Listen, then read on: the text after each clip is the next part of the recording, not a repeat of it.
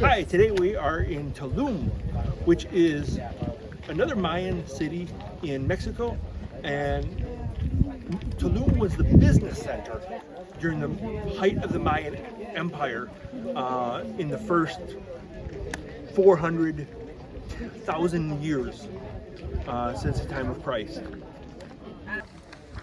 Like Chichen Itza, Tulum was a walled city.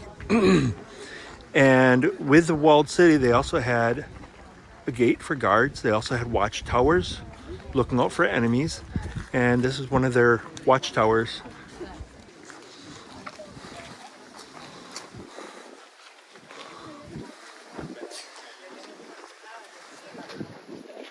The iguana have been here for centuries and still are here today. Lots of plants here. This was a trading center for the Mayan civilization, which actually sprung out of Guatemala.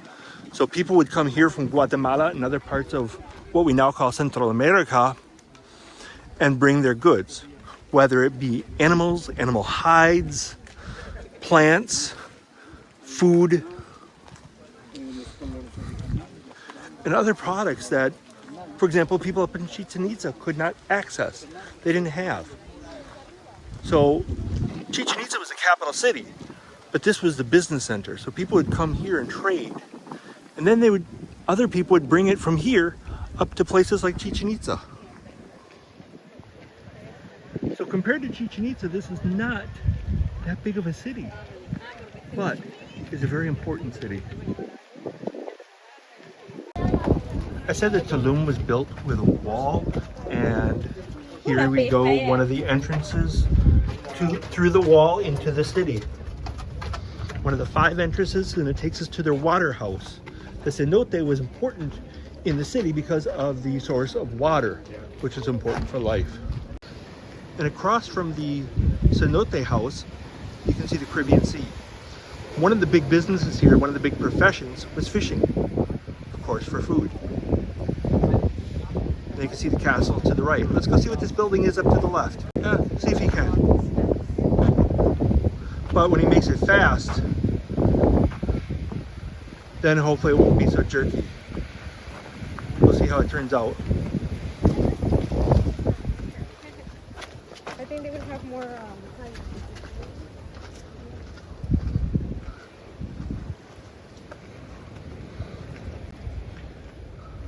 Now we're at the base of what looks to be one of the watchtowers, and look out over the sea. And here we are at the base of that building I mentioned we're going to walk up to. We're here. This is the closest we can get. This actually is the temple of their wind god.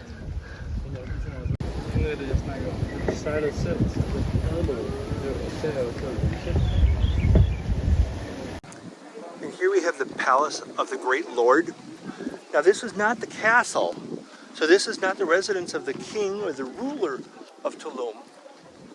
So I'm not sure if the Great Lord was one of their gods or if he was one of the leaders of the community. You can see from the ruins here, there's a courtyard. And it's it's on the hill here, looking down over the city. It's just off the main street, if you will. So then across from the palace of the Great Lord is the castle where the king lived. So here we have the king of Tulum. Now, as you recall from Chichen Itza, I was saying that the Mayan civilization had several different kings, and the leader of all of it was in Chichen Itza. However, this was the king of Tulum. So this was the regional king who answered to the king at Chichen Itza until Chichen Itza was abandoned eventually in the 1200s. So you can see all these structures here. Gate guards, palace guards, the royal hall, perhaps royal residence, but at least where the king would greet people and hear their pleas. And here we can catch a glimpse of the royal courtyard, the imperial courtyard. Try to get an idea of what life was like living in Tulum 1400 years ago. And the building right next door here, on the edge of the palace grounds, or castle grounds, was one of their temples. So this would be where the king worshipped, king and the royal family worshipped. And looking behind the castle, what do we see? We see the sea. So this would be the only building in Tulum that has a view of the Caribbean Sea. Of course, the king would have a seafront property. And from here they would sail to Cuba, Dominican Republic, and up to North America. From the castle, you look down on the palace of the Great Lord, other business buildings, and the rest of the city.